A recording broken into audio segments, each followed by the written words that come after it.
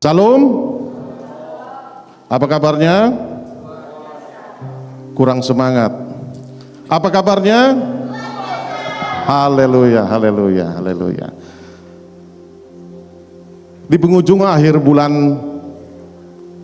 November ini, saudara, di bulan November kita tidak terasa sudah mau memasuki minggu pertama di bulan Desember 2024, dan tidak lama juga kita akan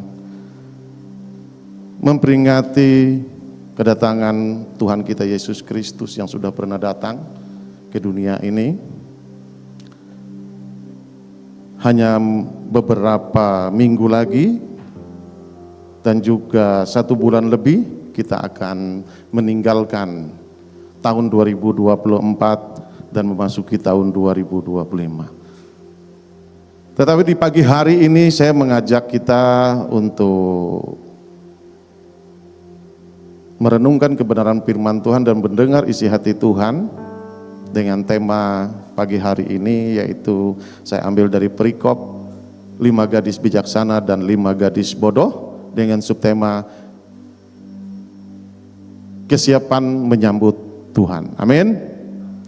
Jadi di pagi hari ini, saudara, kita sama-sama mau mendengar kebenaran tentang firman Tuhan. Jadi di pagi hari ini saya sudah pernah menyampaikan di Morning Blessing untuk tema ini, 5 gadis bijaksana dan 5 gadis bodoh ini.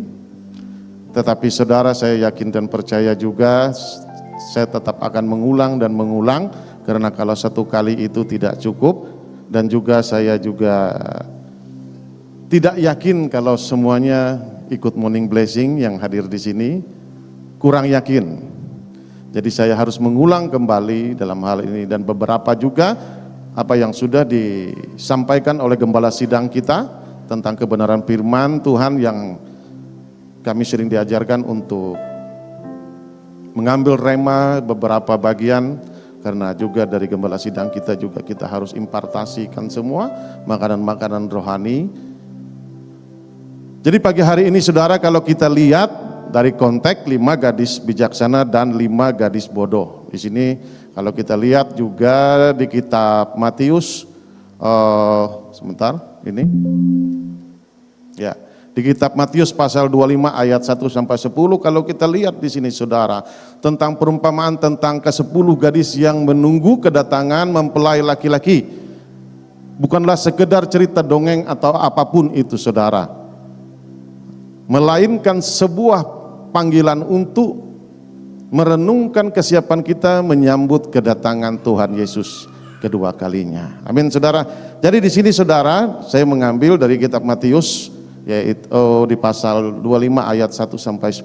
Di sini, saudara, bagaimana kita harus mempersiapkan diri kita. Begitu juga kalau kita lihat di sini juga para panitia Natal juga mempersiapkan untuk perayaan Natal kita. Kita juga harus bersiap-siap juga menyambut kedatangan Tuhan kedua kalinya. Entah kapan dia datang, entah kapan dia. Tetapi kita tidak mau membahas kapan dia datang, karena tidak ada satupun yang tahu kapan dia datang. Karena dia datang seperti pencuri, saudara. Tetapi dalam konteks hal ini, saudara, saya rindu mengajak kita sama-sama belajar bagaimana kita sering juga memuji menyembah Tuhan, mendengarkan bahwa hadirat Tuhan, hadirat Roh Kudus selalu ada dalam kita. Artinya di sini, saudara, saya rindu mengajak kita semua bagaimana kita menyambut tentang Roh Allah yang ada dalam kita. Kita harus mempersiapkan diri kita. Kenapa? Kalau di sini, kalau kita kembali kepada konteks 5 orang gadis bodoh, 5 orang gadis bijaksana, imbang 50%, 50% Tuhan mengajarkan kita. Artinya disinilah gambaran kita orang kekristenan. Kalau kita lihat, silakan ditampilkan kitab Matius, bukan? Matius 25 ayat 1 sampai 10.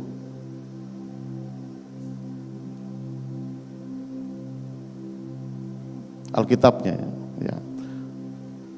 Pada waktu itu hari pada waktu itu hal kerajaan surga seumpama 10 gadis yang mengambil pelitanya dan pergi menyongsong mempelai. Kalau kita lihat dari sini, banyak sekali perumpamaan-perumpamaan Tuhan mengajarkan kita tentang kerajaan surga. Kerajaan surga kita sering salah mengartikan, selalu menghayal setelah mati. Padahal Tuhan sering sekali memberi perumpamaan tentang hal kerajaan surga. Malah dia perumpamaan dengan orang pintar atau orang bijaksana dan orang bodoh. Di sini Tuhan bermacam-macam sampai ending terakhir nanti kalau kita lihat bagaimana Tuhan itu saking gregetnya. Di Matius 25:30 nanti saudara, saking gregetnya Tuhan, dia menjelaskan, memberikan perumpamaan-perumpamaan agar kita mengerti tentang kebenaran firman Tuhan itu, tentang hal kerajaan surga. Next. 5 diantaranya bodoh dan 5 bijaksana. Di sini bukan Herson yang bilang bodoh, tetapi saya hanya membaca tentang isi dari Alkitab dan bijaksana. Dan juga di sini kalau bijaksana dengan pintar berbeda. Tapi saya tidak membahas itu karena kita semua tahu yang bodoh, yang bijaksana bagaimana sudah bisa kita menyaringnya semua. Next. Gadis-gadis yang bodoh itu membawa pelitanya tetapi tidak membawa minyak. Ini kita boleh belajar, kita lihat perbedaan antara yang bijaksana dan yang bodoh. Artinya ini konteks kita harus paham betul bagaimana kita sebagai orang Kristen yang sudah percaya dan mengikuti Yesus selalu tidak mempersiapkan diri kita untuk menyambut mempelai itu, saudara. Makanya digambarkan Tuhan ada orang bijaksana, ada yang bodoh. Tinggal kita nanti koreksi medical check tentang kehidupan kita. Bukan hanya penyakit asam lambung aja kita atau asam urat aja medical checknya.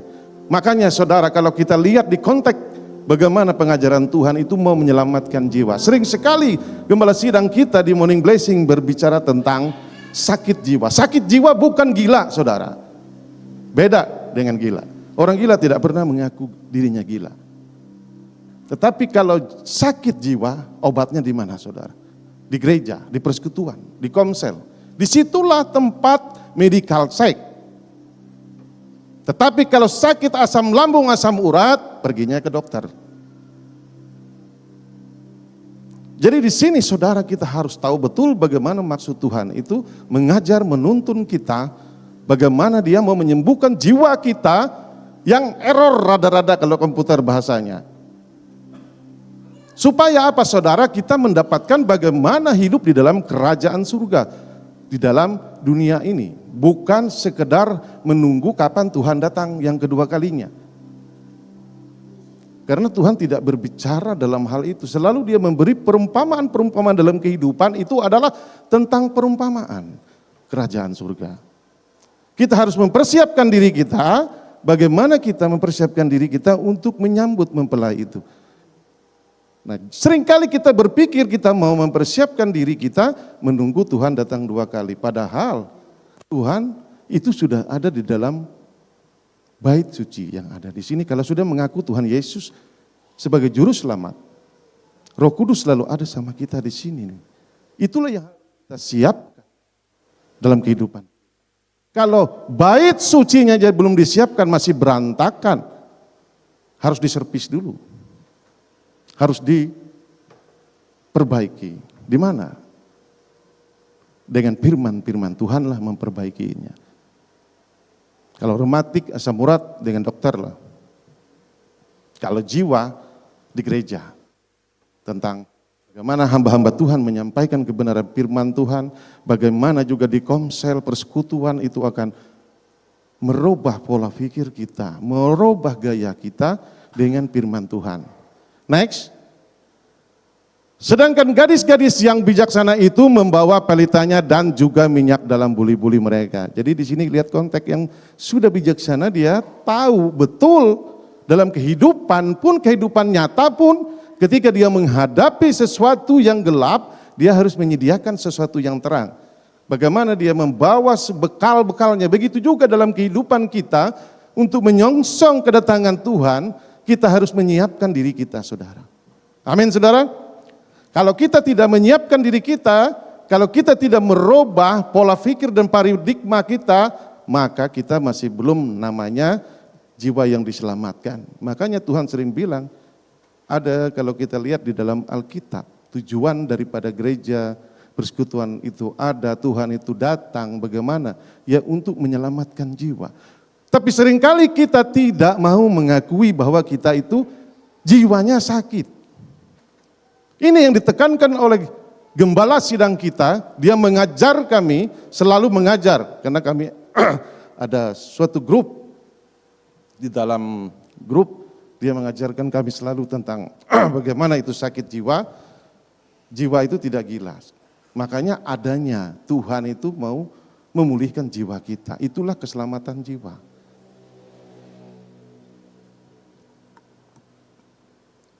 Jadi selama ini kita berpikir, kalau jiwa kita pikir dengan banyaknya jemaat yang datang berbondong-bondong memenuhi gereja, semuanya selamat ketika dia duduk dalam gereja. Tidak hal itu, saudara. Jadi di sini dibutuhkan itu adalah perubahan. Seperti kita tinggal medical check, posisi kita di mana? Kita yang di bodoh atau yang di bijaksana? Karena kita mau mempersiapkan diri kita kedatangan mempelai. Nah, kita tidak usah menghayal mempelai itu setelah mati atau menunggu mau mati, tapi dalam kehidupan kita aja kita menunggu Tuhan itu datang dalam kehidupan kita. Seringkali kita bilang, saya berjalan bersama Tuhan. Artinya kedatangan Tuhan di dalam roh, itu sudah ada teman kita. Bukan hanya kita melangkah berjalan dengan iman, tetapi kita berjalan dengan Tuhan. Begitu, saudara. Jadi di sini kalau kita harus betul-betul mempersiapkan diri kita untuk menghadapi kedatangan Tuhan yang akan menyelamatkan jiwa kita. Karena jiwa kita harus diselamatkan. Dan saya sendiri sudah merasakan bagaimana dengan proses Tuhan sebelum saya juga bertobat. Artinya saya sudah merasakan bagaimana hidup saya yang dulu, perbedaan antara saya setelah saya mengikuti Tuhan, firman Tuhanlah yang merubah hidup saya. Begitu juga kalau kita belajar dari kisah-kisah yang ada di dalam Alkitab, perjalanan Paulus, Saulus, nabi-nabi sebelumnya, semua Daud semua tentang proses Tuhan. Ada perubahan jiwa mereka dari yang jahat menjadi baik. Itulah tujuan Tuhan kita Yesus Kristus itu datang. Kalau bicara surga setelah mati ya urusannya nanti. Iya, kalau itu kita ya kalau urusan itu urusan Tuhan. Ya mungkin banyak sekali sekarang kalau saya lihat berita-berita di luar sana. Pulang mendadak. Tidak siap menyiapkan diri. Dijemput. Kalau kita lihat di Alkitab, yang menjemput ada dua sisi. Bisa saja Tuhan langsung, bisa saja malaikat maut. Makanya posisi kita saudara itu berbicara tentang konteks. Kalau pulang ke surga yang bakal. Tetapi di sini saya berbicara dalam kita tidak usah menghayal jauh-jauh dulu. Tolak ukur barometer kita di dalam kehidupan kita. Karena Tuhan datang, Yesus datang itu untuk menyerpis semua jiwa kita yang rada-rada error. Memang kita sulit untuk merubahnya. Sulit kita. Banyak tidak mau mengakui. Saya juga dulu tidak mau mengakui jiwa saya rusak. Tetapi dengan adanya perubahan-perubahan yang saya rasakan. Oh betul firman Tuhan itu memang merubah. Saya belajar melihat perjalanan nabi-nabi, perjalanan juga yang lainnya. Penulis-penulis Alkitab. Bagaimana mereka yang awalnya tidak mengerti, awalnya juga rusak, dirubah jiwanya menjadi baik. Inilah maksud Tuhan tentang memenangkan jiwa-jiwa itu. Kalau dulu saya pikir memenangkan jiwa-jiwa, udah kumpul semua, ayo penuhin gereja, udah selamat kamu duduk di gereja ini. Tidak bicara itu Tuhan, saudara. Jiwa kita yang diserviskan. Di situ gembala sidang kita mengajarkan kami bagaimana dalam hal ini. Terakhir kemarin dia bilang di grup, waktu morning blessing kemarin, Tuhan memang audible menyampaikan. Makanya kalau mau lihat siaran ulangnya, betul-betul audible, Tuhan berbicara tentang apa yang dia sampaikan.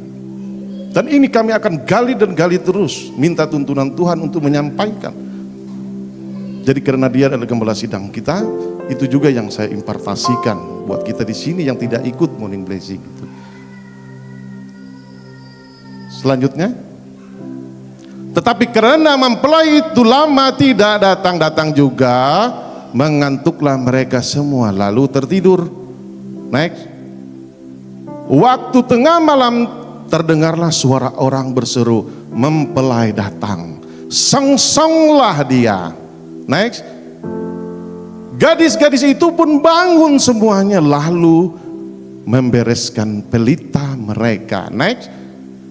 Gadis-gadis yang bodoh berkata kepada gadis-gadis yang bijaksana, berikanlah kami sedikit dari minyakmu itu, sebab pelita kami hampir padam. Next.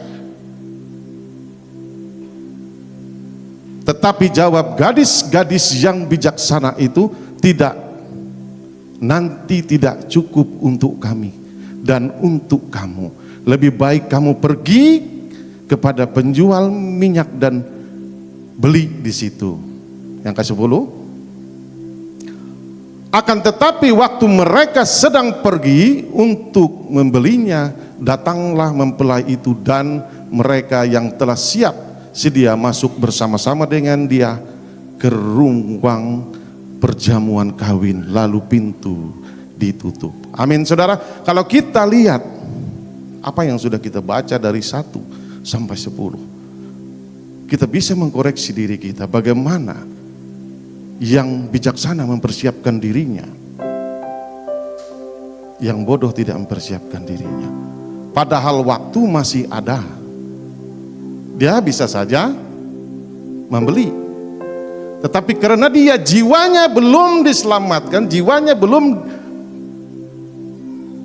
ada perbaikan, ada servis atau apalah namanya, dia santai aja, melongo aja, dia duduk ikut, malah tidur, tidak mau keluar mencari, membeli. Ataupun dia tidak bilang, aku nebeng, kalau padam nanti ya api saya nebeng lah, biar sama-sama terang. Kalau diminta ya pasti padam semua. Siapa yang mau bijaksana, gadis-gadis bijaksana enggak bakalan mau memberi minyaknya karena akan gelap semua. Sudah diperhitungkan sampai sang mempelai itu datang. Padahal kalau kita lihat saudara, bagaimana juga sikap gadis-gadis bodoh itu, sudah tahu di luar suara mempelai sudah datang, dia keluar keluyuran mencari minyak itu. Begitu bodohnya dia di sini.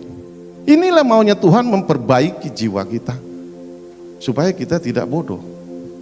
Karena ini Alkitab yang bilang, bukan saya. Kenapa saudara? Supaya kita bisa menyikapi dalam hari-hari terakhir. Bagaimana kita, banyak orang Kristen sudah beribadah, sudah berdoa, menyembah, memuji Tuhan, tetapi tidak mempersiapkan dirinya dengan memperbaiki, menyelamatkan jiwa. Kalau kita lihat di sini, masih banyak kesempatan.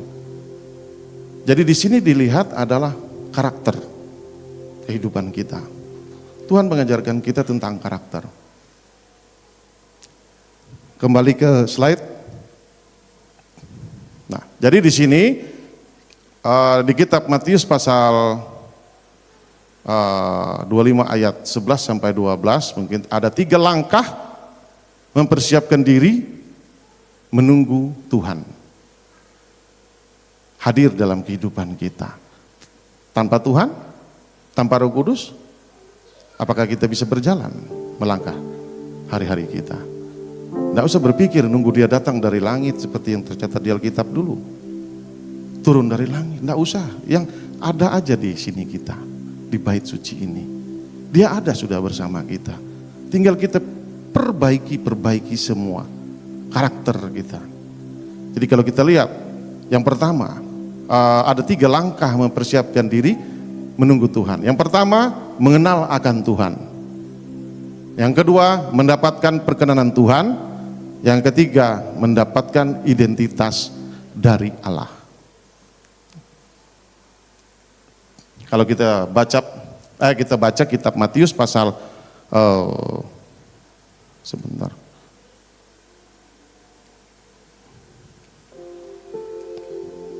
Mohon maaf. Ya.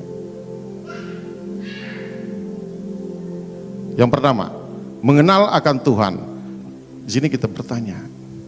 Ada pertanyaan yang perlu kita bertanya dalam jiwa kita. Kita bertanya dengan diri kita. Kenapa orang sudah lama percaya Yesus tetapi tidak bisa membangun hubungan dengan Tuhan? Kita bertanya. Orang bisa, kita tidak bisa. Tidak apa-apa kita bertanya. Yang kedua, kenapa tidak semua orang Kristen merasakan hadirat Tuhan dalam hidupnya? Jadi di sini saudara, bagaimana kita mau, kenapa orang sudah lama Kristen tetapi tidak bisa membangun hubungan dengan Tuhan? Karena dia melakukan ibadahnya hanya liturgi, berdoanya juga kayak doa syafaat, yang dicatat, dibaca ulang-ulang yang itu. Terus juga kalau kita menyembah, memuji Tuhan, artinya asal memuji. Kenapa? Kita harus tahu mengenal akan Tuhan.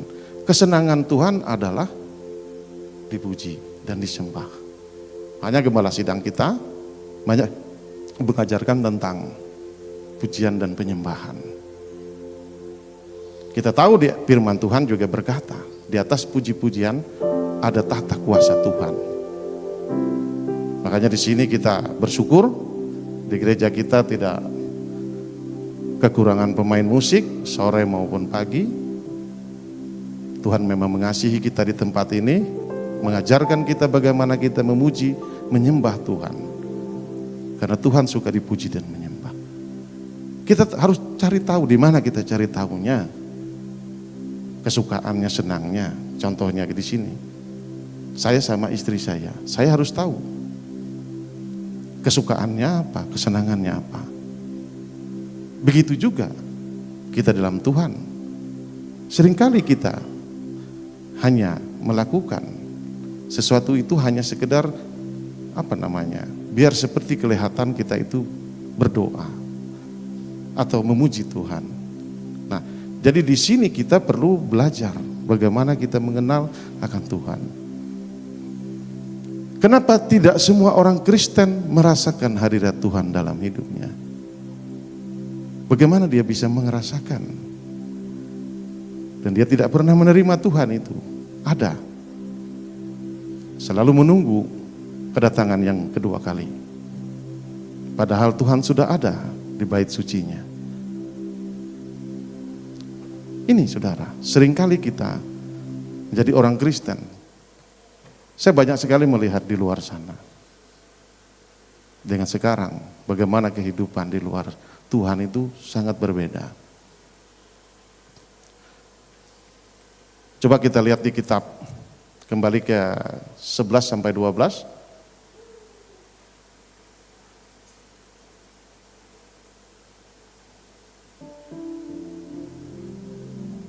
Akan tetapi waktu mereka sedang pergi untuk membelinya, datanglah mempelai itu dan mereka yang telah siap sedia masuk bersama-sama dengan dia ke ruang jamuan kawin, lalu pintu ditutup.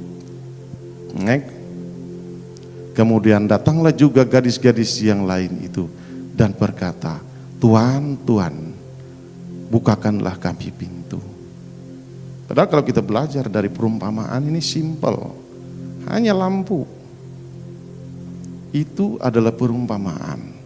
Inilah buktinya kita harus selalu mempersiapkan diri kita, bukan hanya dengan liturgi, tapi betul-betul hubungan kita dengan Tuhan, selalu mengandalkan Tuhan, karena kita kenal Dia ada, sudah ada bersama kita. Ketika orang itu sudah percaya, sudah mengaku, sudah menerima Tuhan sebagai juru selamat, dan kita sudah tidak melakukan hal-hal yang tidak baik lagi, Tuhan itu ada. Kalau kita tidak siap, pintu akan ditutup, saudara. Di dalam orang pesta, kita di luar aja, nggak bisa lagi, gedungnya penuh. Karena speknya Tuhan itu, wow, luar biasa. Makanya kalau kita lihat,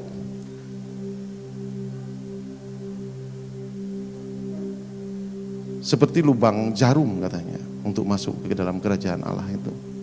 Karena memang gak ada garis space yang dia kencang lurus. Jadi di sini saudara, perlu kita memperbaiki semua bagaimana kehidupan kita. Jadi kalau kita lihat, mengambil dari, kalau ini saudara, kalau kita lihat sampai di 30, itu tentang perumpamaan terus Tuhan mengajarkan. Sampai greget dia di ayat 30 itu. Greget sekali di ayat 30 itu. Nggak ngerti-ngerti katanya. Sampai greget ya.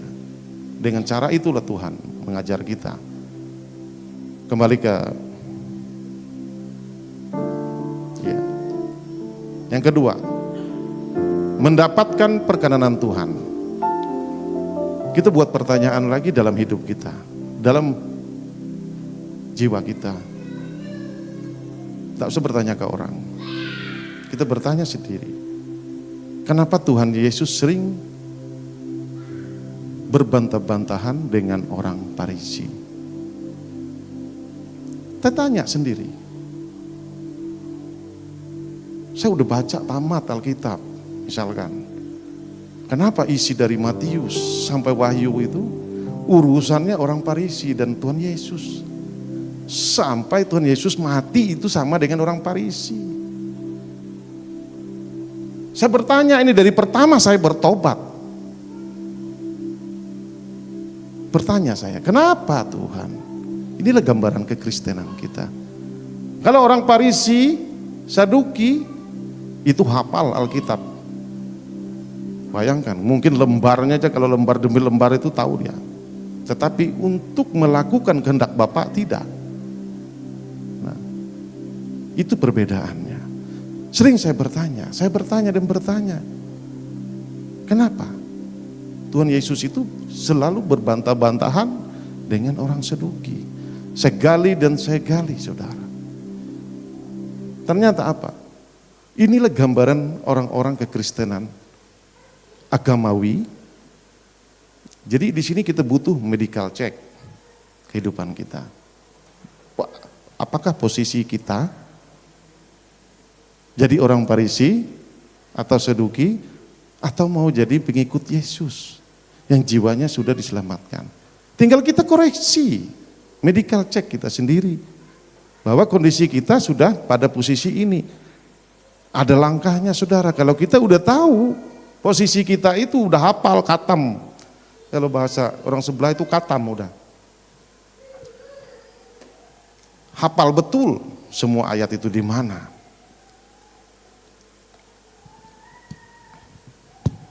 Ini saudara.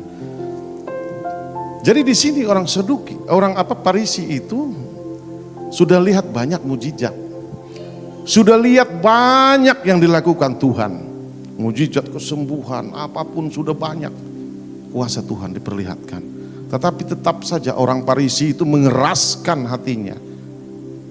Tetap dia melawan. Tetap dia melawan. Tetap dia berontak. Inilah Tuhan mengajarkan kita. Makanya hati-hati saudara. Makanya kita harus ada di tempat persekutuan yang benar. Di mana kita ada bergereja yang benar. Kita butuh makanan asupan kerohanian kita. Kalau enggak saudara, kita kategorinya masuk di situ. Sakit jiwanya jadi orang Farisi. Yang didapat apa saudara? Selalu berbantah-bantahan dengan Tuhan. Ini sia-sia. Hidup kita sudah lama ngikut Tuhan Yesus. Padahal Tuhan datang untuk menyelamatkan jiwa. Ini saudara. Kenapa orang Kristen berdoa dan menyembah hanya rutinitas? Karena gak ada hubungan tadi dengan Tuhan. Dia tidak kenal Tuhan, Tuhan pun tidak kenal dia. Ngakunya saja Kristen, ketipi. Tetapi tidak pernah intim dengan Tuhan dan tidak pernah melakukan apa yang dikehendakkan Tuhan. Ya, seperti orang Farisi hanya tentang kata-kata nenek moyang saja yang dipakai. Jangan makan ini, jangan melakukan ini dan itu. Padahal Tuhan datang itu untuk mengasihi mereka semuanya. Tetapi mempertahankan semua hatinya, mengeraskan hatinya. Tidak mau bertobat. Karena bertobat, jangan salah saudara, bukan karena tidak berzina lagi, tidak minum, tidak merokok, tidak mabuk. Jiwa kita juga perlu harus bertobat kondisi kita ini. Kenapa saudara? Terlalu lama nanti pergumulannya. Panjang kali lebar, kali tebal, apalah semua nanti. Tidak habis-habis dalam kehidupan kita. Kenapa? Kadang kita berdoa juga saudara. Seperti tidak mengenal Tuhan. Jadi di sini bagaimana kita sudah tahu betul Tuhan kita itu Sang Penolong yang menciptakan langit dan bumi dan isinya, yang memiliki kita saudara. Yang di bumi ini semua Dia yang punya. Tetapi kita hanya melakukan sesuatu itu rutin. Hanya rutin, mungkin ikut morning blessing hanya rutin. Terus berdoa pagi hanya rutin lah. Baca Alkitab hanya rutin. Tetapi tidak pengen tahu bangun tidur, pengen tahu Tuhan maunya apa hari ini. Itu kan bicara konteks jiwa. Pikiran kita bangun tidur, Tuhan saya terima kasih saya sudah bangun pagi ini. Kira-kira hari ini apa yang saya lakukan ya? Ngomong aja sendiri. Mau di hati di mana? Tuhan melihat motivasi kita, berdoa, memuji menyembah Dia. Seperti itulah maunya Tuhan, kita intim dengan Tuhan. Bukan dengan, wah saya kalau berdoa nih, minta, terus dan minta, capek juga Tuhan. Sampai nangis-nangis kita berdoa. Sampai sujud-sujud kita berdoa, meminta. Pernahkah kita memberikan sesuatu buat Tuhan? Keinginan kita aja seperti anak kecil, meminta. Ketika Tuhan meminta dari kita, sudahkah kita lakukan? Ini saudara yang perlu kita harus renovasi semua. Bagaimana supaya kita itu intim dengan Tuhan, mengerti maunya Tuhan. Tidak apa-apa saudara, karena dalam kehidupan saya sering, walaupun saya tidak pejam mata, Tuhan hari ini tuntun saya dalam pelayanan maupun bisnis pekerjaan. Walaupun kita ngomong seperti ngomong dengan sahabat. Karena kita kan sudah percaya Yesus. Kita sudah menyediakan bait suci ini ada di sini. Yang ngomong aja. Tetapi jangan selalu menyampaikan semua pergumulan kita. Sekali-sekali kalau berdoa minta ke Tuhan, bawa ke Tuhan, datang ke Tuhan, itu sukacitanya. Jangan selalu datang dengan menangis. Iya. Seperti anak-anak saya datang mungkin ke saya nangis terus. Sekali-sekali juga ngomong juga saya bisa, mukamu cemberut nangis terus. Nggak adakah kamu kasih buat papa nih sukacita, bikin papa senang barang sekali dua kali. Begitu juga Tuhan. Karena banyak saya dengar dimanapun, kalau kita berdoa harus menangis karena ada hadirat Tuhan. Betul saudara, cuma capek Tuhan ngelihat kita menangis terus. Anakku ini udah lama ikut saya, nggak pernah ada sukacitanya, nangis terus ketika datang ke saya. Sekali-sekalilah saya disenangin. Karena Tuhan itu serupa segambar. Makanya saudara, kita sama-sama belajar. Biar kita tahu Tuhan itu bagaimana. Bagaimana kita membawa pun doa kita pun tidak salah. Dengan kita sujud, menyembah, menangis. Tetapi jangan tiap hari punya kita terus yang kita mau. Giliran Tuhan minta, hei anakku, Aku minta kamu jadi Asher aja lah. Nggak mau. Untuk pekerjaan Tuhan. Nggak mau. Tapi datang ke Tuhan, mintanya besar. Doanya besar. Mintanya bisa melewati samudra Pasifik. Bagaimana saudara? Bayangkan saja. Gelombang semakin dalam lautan, semakin besar lautan itu gelombangnya tinggi saudara. Seringkali kita menjadi orang Kristen hanya fokus melihat gelombang. Tetapi kita tidak mau memperbesar kapasitas kapal kita. Bagaimana bisa melewati gelombang itu. Tetapi kita hanya fokus dengan gelombang itu. Besarin kapasitas kita. Bagaimana? Minta, berdoa, minta diperbesarin. Tetapi tidak merubah jiwa kita, karakter kita. Karena Tuhan itu mau merubah karakter kita. Jadi ini saudara yang perlu kita harus pikirkan. Jangan banyak sekali kalau saya lihat hanya fokus dengan gelombang. Gelombang, badai, mungkin masalah, pergumulan rumah tangga. Tiap pagi datang menangis ke Tuhan. Tiap pagi datang menangis Tuhan. Sekali-sekali berilah senyum Tuhan. Begitu. Nggak ada. Sekali-sekali Tuhan. Ini enggak. Selalu begitu. Capek juga. Tuhan ngelihat, anakku umurmu sudah 40 tahun kok begini saja. Kapan kamu beri Bapak? Senyum selfie ke sama-sama saya katanya. Inilah hubungan intim kita dengan Tuhan. Kita mengerti, enggak apa-apa orang mungkin bilang kita gila. Yang penting kita jangan ngomong di tempat orang banyak. Kita ngomong sendiri, nanti bilang orang gila. Tetapi kalau kita di rumah lagi bekerja, Tuhan hari ini masak apa ya? Itulah yang diajarkan gembala sidang kita buat kita. Bagaimana kita mengandalkan Tuhan itu. Seringkali juga kalau kita kadang-kadang, Tuhan Yesus. Terkejut misalnya. Itu kelihatan loh jiwanya. Berarti yang dipikirkannya itu Tuhan Yesus. Kalau orang Dayak, pokak, berarti dia berpikir pokak. Tapi ketika orang itu kalau ada salah sedikit, Tuhan Yesus ampun aku Tuhan Yesus. Berarti dia lagi berpikir jiwanya dengan Tuhan Yesus. Ini saudara, kita harus perbaiki semua. Mau hubungan intim dengan Tuhan, mau dapat damai, dapat sukacita dari Tuhan, ngomong aja. Contoh, pemain musik. Tuhan hari ini saya main gitarnya gimana? Enggak apa-apa, enggak perlu tutup mata seperti orang kalau dulu ya.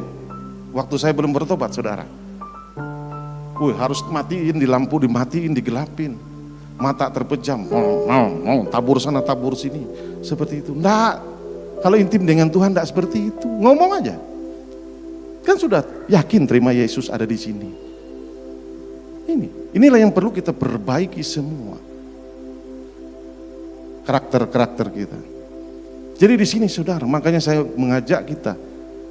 Untuk kenapa orang Kristen berdoa dan menyembah hanya rutinitas. Itu, hati-hati loh saudara kalau rutinitas saja. Ada mau aja kata Tuhan berdoa. Bawa pergumulanmu terus ke saya. Sekali-sekali bawa pisang goreng ke. Itu. Ini kadang-kadang saudara kita tidak sadar dengan jiwa kita. Jadi di sini saudara kita sama-sama belajar bagaimana kita mau pulih jiwa kita, pulih. Karena saya belajar juga dari gembala sidang kita sering ngajar. Karena ada grup yang dia menuntun bagaimana intim dengan Tuhan. Bicara saja, berdoa saja seperti biasa, santai. Menyembah, memuji Dia walaupun 1-2 kata. Tuhan Engkau baik hari ini. Ternyata di meja makan sudah ada lodeh nangka. Udah ngomong aja. Seperti itu maunya Tuhan itu. Terima kasih Tuhan, hari ini suamiku datang tepat waktu Tuhan. Aku bisa makan bersama dia. Terima kasih Tuhan. Aku bisa makan jagung bakar dengan suamiku malam ini Tuhan. Udah. Seperti itulah bagaimana kita intim dengan Tuhan. Jangan lakukan dengan rutinitas. Jangan lakukan dengan ritual. Tuhan ini Allah yang hidup. Bukan dengan seperti dukun-dukun dengan jampi-jampi tabur sana beras merah, beras kuning, beras hijau, beras oranye, apalah namanya. Seperti saya dulu, saudara. Tidak bisa hidup dengan Tuhan seperti itu.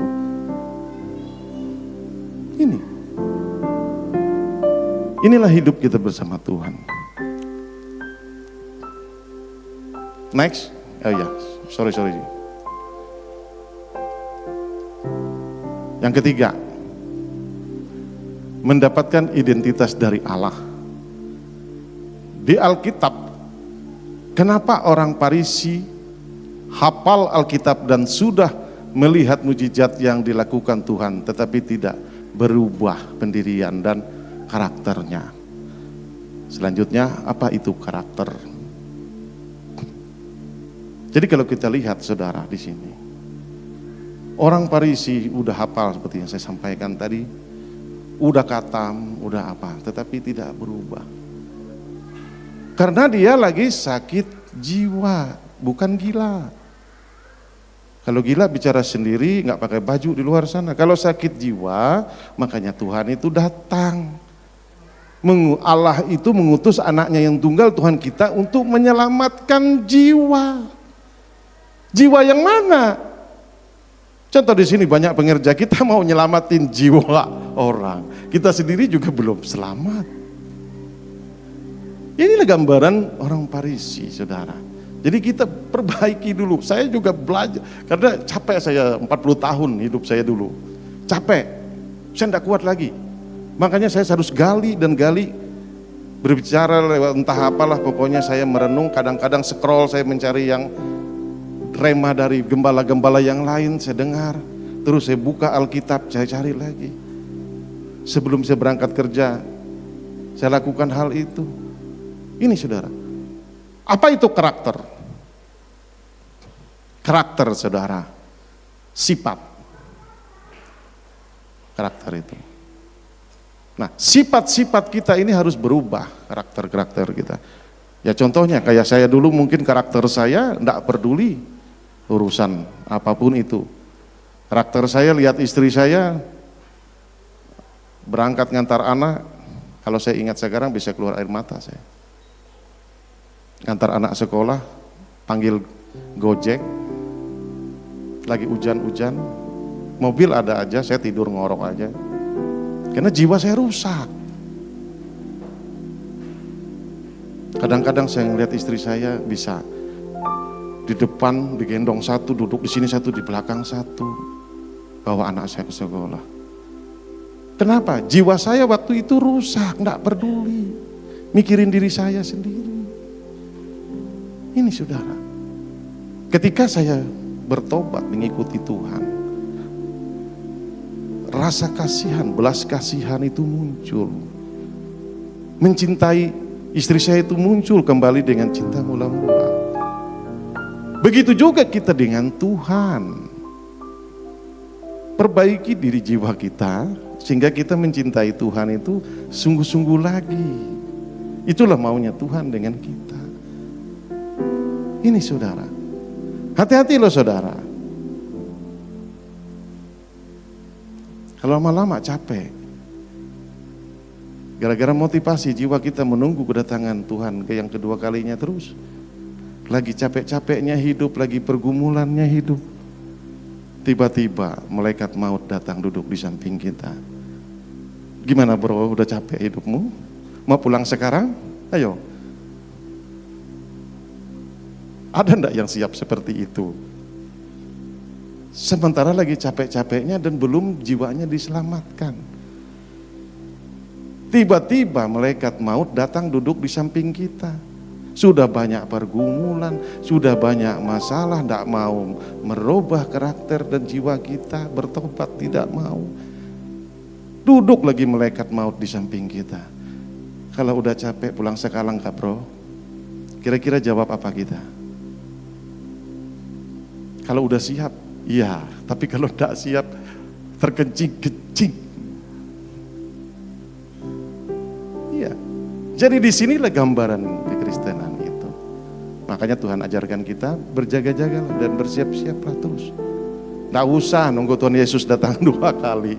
Sudah banyak saya lihat dari awal Alkitab sampai sekarang. Sabar aja itu. Entah enggak zaman kita, zaman siapa nanti yang dari langit. Ya puji Tuhan kalau dia datang zamannya kita.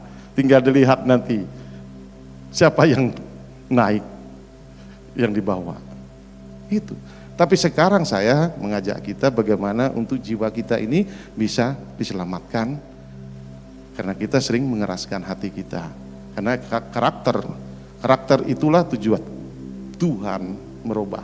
Kenapa? Kalau karakternya bagus, orang wanita bodoh tadi pasti dia berpikir nebeng saja saya, nggak usahlah keluar. Sudah di depan pintu sudah berteriak-teriak mempelai. Tinggal nebeng saja ikut wanita-wanita yang bijaksana tadi. Toh terang juga, nggak apa-apa. Ya.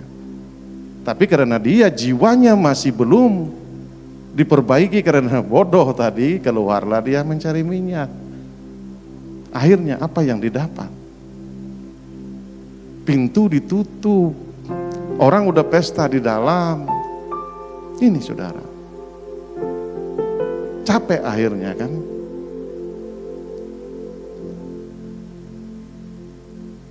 Dampak positif dari perubahan karakter. Yang pertama, pengakuan dosa.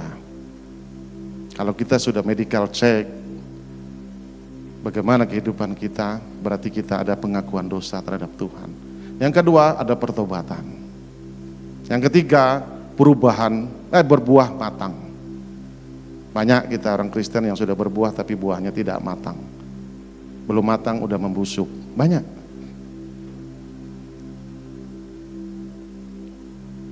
Kalau kita lihat di kisah pertobatan di Alkitab juga, di situ kita bisa lihat perubahan-perubahannya, dampaknya. Bukan hanya dengan saya, di Alkitab juga dampak orang yang merubah jiwanya dari kayak seperti Saulus, dari rusak, dari pembunuh, menjadi mengikuti Yesus, akhirnya baik, mendapat identitas Tuhan. Di sini saudara, saya mau ngajak kita, bagaimana hidup di dalam kekristenan itu harus memiliki identitas, supaya kita dikenal Tuhan. Kalau kita nggak memiliki identitas, kita tidak diakui Tuhan. Jadi di dunia ini, di negara kita Indonesia ini, baru bisa dibilang warga negara Indonesia kalau memiliki namanya KTP, kartu tanda penduduk. Kalau punya Tuhan, karakter. Itulah jiwa kita. Itulah KTP kita, yaitu karakter kita. Itu yang kita bawa di hadapan Tuhan. Tuhan akan mengenal karakter-karakter kita, karakter kekristusankah? Ada kasihkah di situ? Kalau itu tidak ada, bukan lewat.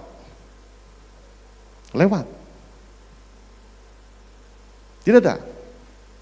Karena Tuhan tidak berlaku di kerajaan Allah KTP kita yang di dunia ini. Tidak berlaku saudara. Kalau punya Tuhan itu adalah identitas kita, ID card kita adalah karakter. Banyak kalau cari tahu karena panjang lebar lagi kalau saya jelaskan apa itu karakter. Banyak aja di Google itu karakter itu apa. Sifat-sifat yang pertama. Jiwa. Itu karakter. Belajar, terus belajar, cari tahu. Tuhan itu namanya intim. Karakter itu apa? Tuhan, supaya aku berkenan, apa sih yang saya lakukan Tuhan? Kan seperti itu. Yang namanya intim dengan Tuhan. Nanti Tuhan akan tuntun kita. Kita harus mendapat identitas diakui. Karena Tuhan datang, Yesus itu adalah memberikan contoh karakter dia kasih. Disitulah pengenalan akan identitas kita mengikuti Tuhan. Jadi saudara, kalau kita tidak bisa merubah karakter kita, masih berarti jiwa kita belum diselamatkan. Karena Tuhan datang untuk menyelamatkan jiwa, bukan menyelamatkan daging ini, bukan menyelamatkan KTP kita. Dampak negatif tidak berubah karakter. Hidup sedikit-sedikit nyaris-nyaris. Saya banyak kalau pengembangan nyaris-nyaris ini, nyaris apalah. Banyak nyarisnya. Kemarin saya ada tempat acara, sepupu saya memindahkan tulang orang tuanya. Malamnya mereka, banyaklah ritual mungkin. Saya datang ke situ sudah penuh semua tangan, entah bagaimana modelnya. Jadi di situ saudara, saya menangis hati saya melihat. Ketemu satu semua bilang sakit penyakit. Ada yang bilang pantatnya bolong apa. Ada yang bengkak kaki tidak bisa jalan. Ada yang bengkak badan. Saya jadi ngeri melihatnya. Ada juga di dekat gereja kita itu, sudah sekarang lagi di UGD kritis. Habis acara seperti itu, masuk parit. Terkejut saya. Kenapa enggak berubah? Enggak berubah. Padahal KTP Kristen. Nyaris-nyaris semua. Sekarang masih di UGD, saya belum ke sana. 2 kemarin sampai hari ini masih di UGD. Nyaris-nyaris. Kasihan saya ngelihat saudara. Tak jauh dari tempat kita itu ada parit itu. Orang lain yang nyelamatin. Kalau bahasa Dayaknya buseng. Di parit itu tertindih motornya sendiri. Jadi di sini saudara inilah, kalau kita tidak berubah, nyaris-nyaris banyak nyarisnya. Susah, bukan saya menakut-nakutin. Tetapi kalau kita hidup di dalam Tuhan, nyaris-nyaris itu berkurang. Udah longgar. Sama yang saya rasakan dulu. Bagaimana saya dengan anak istri saya, nyaris-nyaris apa? Nyaris semua. Nyaris semua tiga-tiganya, bukan nyaris lagi, masuk rumah sakit. Selalu nyaris-nyaris. Ada ratapan dan gertakan gigi. Endingnya saudara. Kalau kita tidak merubah karakter kita, jiwa kita. Kita lihat itu. Matius 25:30, sambungan ayat yang kita baca tadi 5 garis bodoh. Saking jengkelnya udah Tuhan. Tidak mau berubah. Apa dia bilang di situ? Dan campakkanlah hamba yang tidak berguna itu ke dalam kegelapan yang paling gelap. Di sanalah akan terdapat ratapan dan kertakan gigi. Bayangkan saudara, tahu enggak ratapan itu apa? Ini bukan bicara masalah mati nanti setelah mati.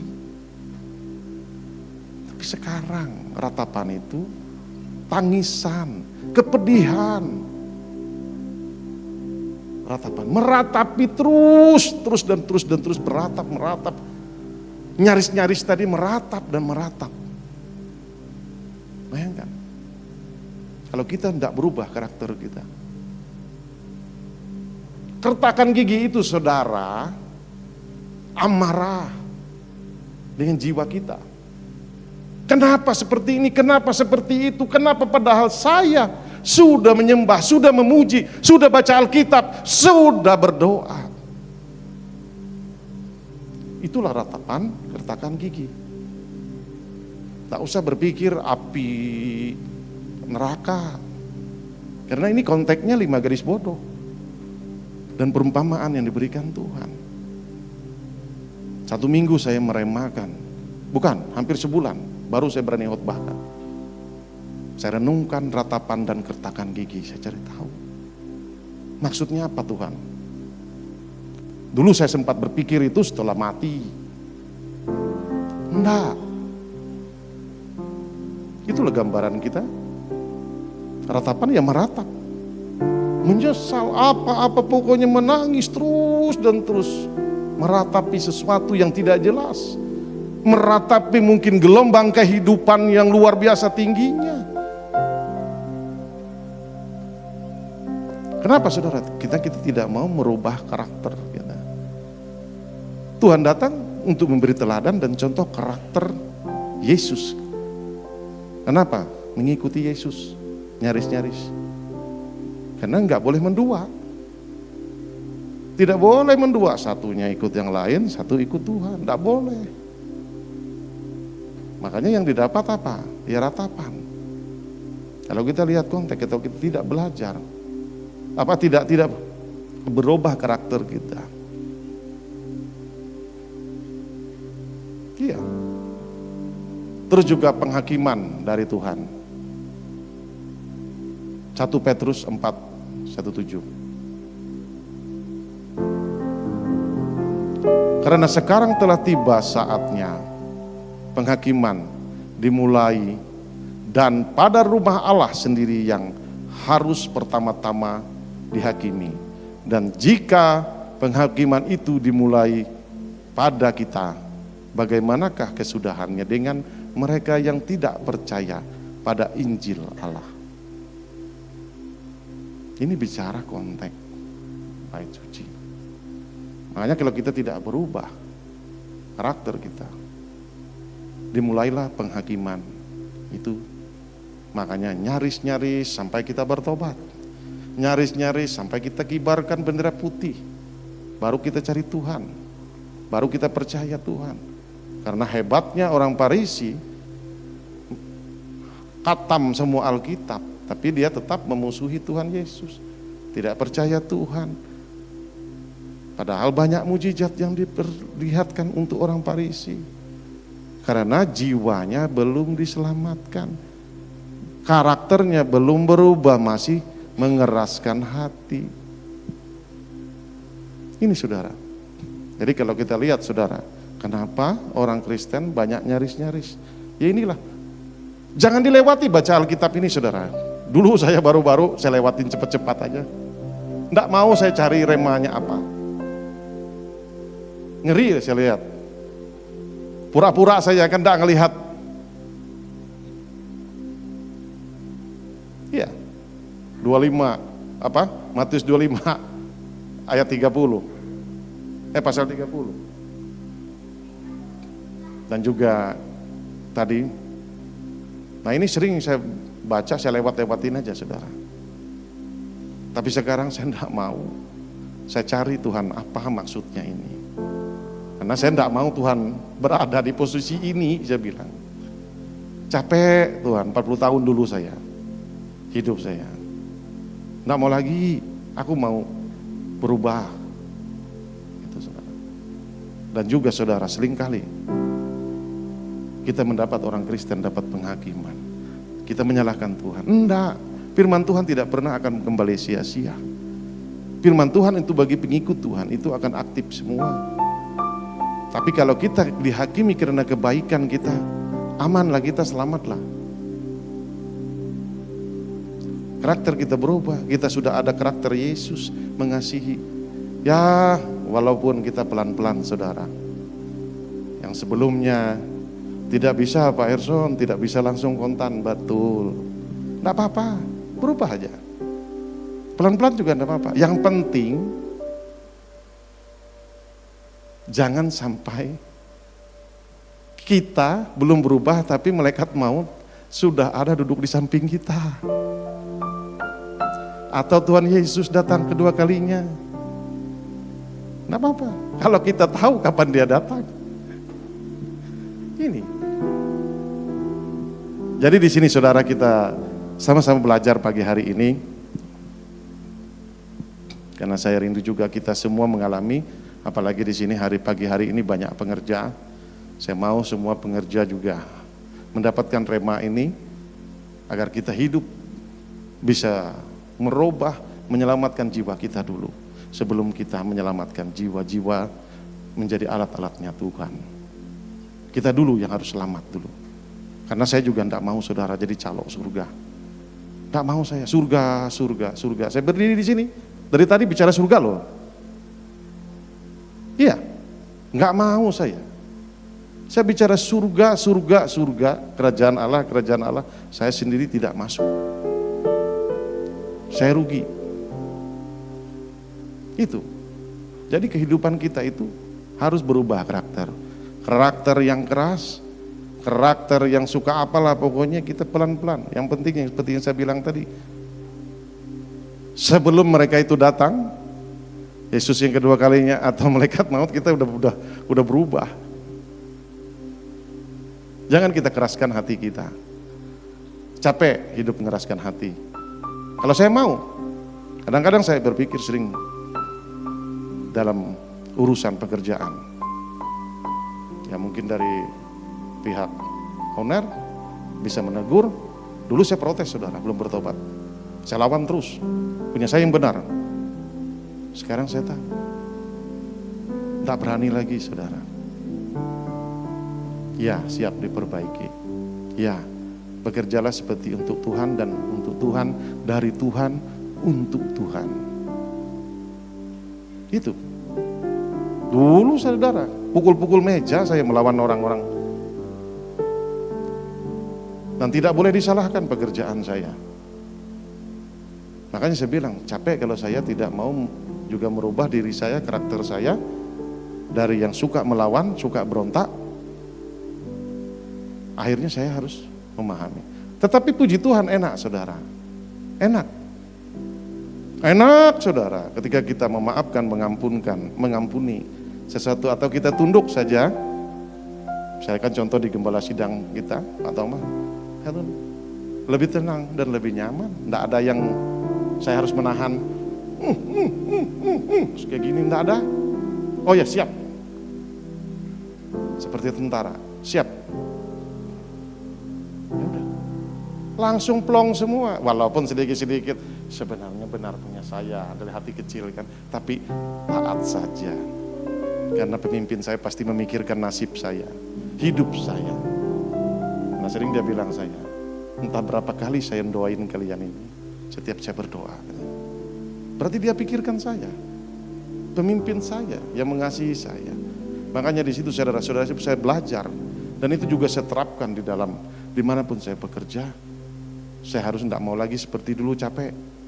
Begitu juga saya di dalam rumah tangga.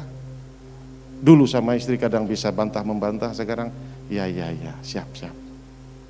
Selesai. Ada satu mau ngegas, ya, turuni gasnya sedikit. Lebih enak rasanya seperti itu.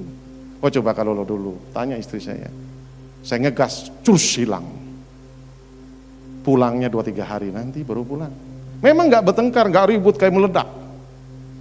Tapi saya menanam di sini, di hati saya lari. Nah udah habis duitnya, pulang lagi, tidur. Datang hujan, kasihan saya lihat istri saya ngantar anak. Saya harus berubah, karena capek dengan kehidupan yang lama. Begitu juga kita, maunya Tuhan kita, Yesus Kristus. Allah kita mengutus anaknya yang tunggal untuk menyelamatkan jiwa kita, karakter kita yang masih mempertahankan ego dan gengsi kita. Saya udah ngerasain itu, saudara. Tidak ada gunanya, capek. Sekarang saya hanya berbicara, kalaupun saya salah, saya minta maaf, saya minta ampun. Setelah saya berkata seperti itu, udah enak. Seperti Pastor Joko bilang, mau melenggang kemana Herson, tidak peduli habis itu. Orang aja yang pusing memikirkan Herson. Saya belajar dan terus belajar, kan. Karena saya nggak mau hidup saya di usia 47 ini, udah tahun depan udah 48, bayangkan saudara. Waduh, kalau kita lihat hidup di luar sana sudah tua, penyakit banyak, masalah datang. Banyak yang bicara dengan saya, kenapa permasalahan datang waktu saya begini, waktu saya di usia tua. Kenapa tiba-tiba waktu di masa tua istri saya mau meninggalkan saya? Kenapa tiba-tiba suami saya tiba-tiba di hari tua mau meninggalkan saya? Itu banyak pertanyaan ke saya, saudara. Saya bilang kalau di luar Tuhan seperti itulah. Tapi memang susah. Jadi tidak enak, saudara. Bayangkan aja, di luar sana banyak permasalahan itu di hari tua. Ya, Sudah tua, tidak ada punya penghasilan, kena setaruk lagi. Karena mengeraskan hati. Tidak mau meminta ampun dengan istri, tidak mau meminta ampun dengan suami. Saling mengeraskan. Inilah karakter. Karakter inilah yang mau dipatahkan semua oleh Tuhan. Agar jiwa kita diselamatkan. Amin saudara? Tidak usah tegang saudara. Karena ini adalah makanan kita, makanan rohani kita. Karena disinilah kita, bukan di luar sana untuk keselamatan jiwa. Dalam persekutuan, gereja, komsel, disitulah kita diajarkan. Ini saudara. Kesimpulannya saudara yang terakhir. Memiliki hubungan dengan Tuhan, itu harus. Jangan dijadikan liturgi. Jangan ketika ada mau kita berdoa.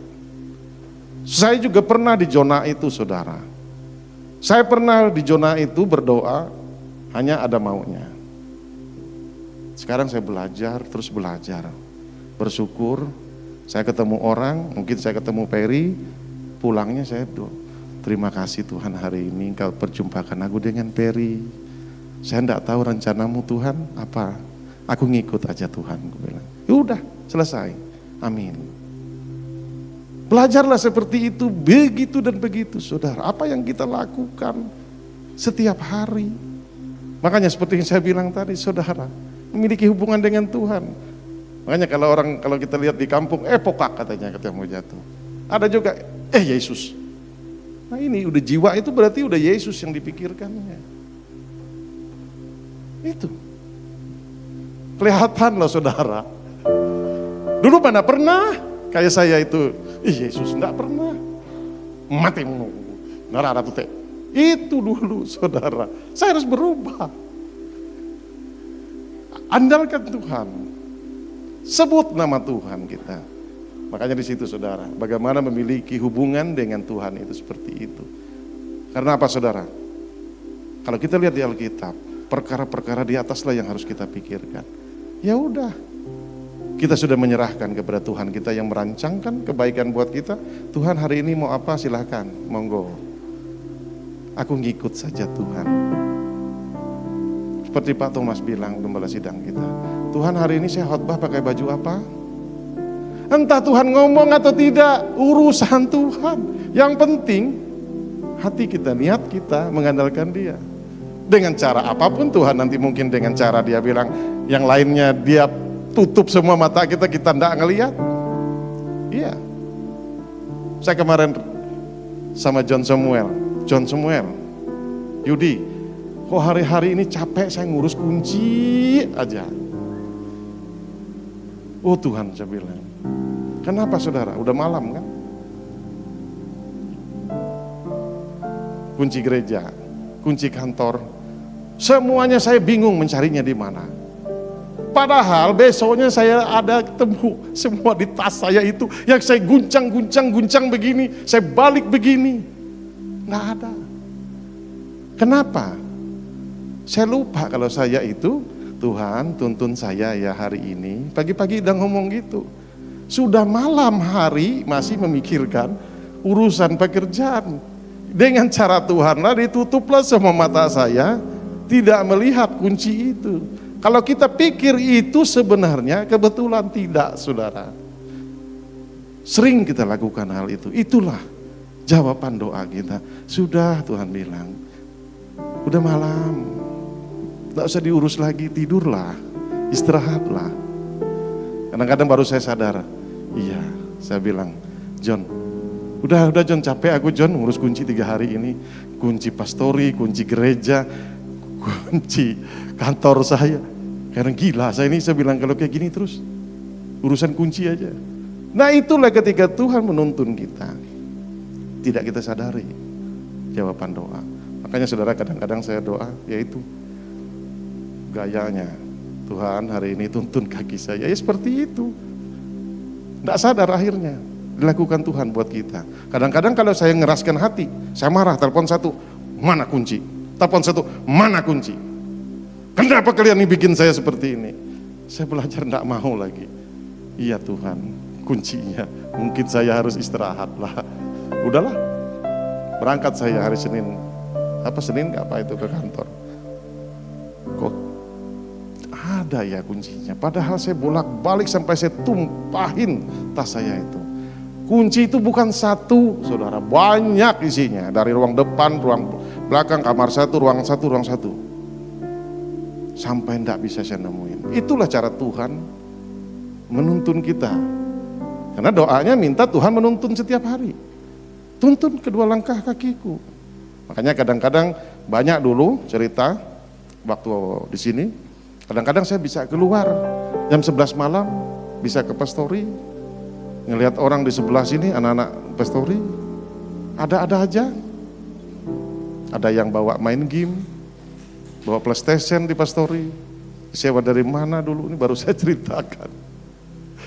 Kadang-kadang kalau kita pikir saya itu tidak sadar, padahal saya memang minta Tuhan menuntun saya. Jam 11 malam keluar, tiba-tiba, Tuhan nunjukin sesuatu. Ini saudara, itulah berjalan dengan Tuhan, memiliki hubungan dengan Tuhan, yang sering kita tidak sadari. Terus kita berpikir itu kebetulan, jangan saudara. Berarti kita kalau bilang itu kebetulan, kita meremehkan Tuhan kita. Padahal kita minta tuntunan Tuhan. Terus melakukan kehendak Tuhan. Wah ini gak gampang, banyak kehendak Tuhan. Mengasihi, gak usah banyak. Ikuti aja mengasihi dulu sesama kita. Udah banyaklah kasih itu.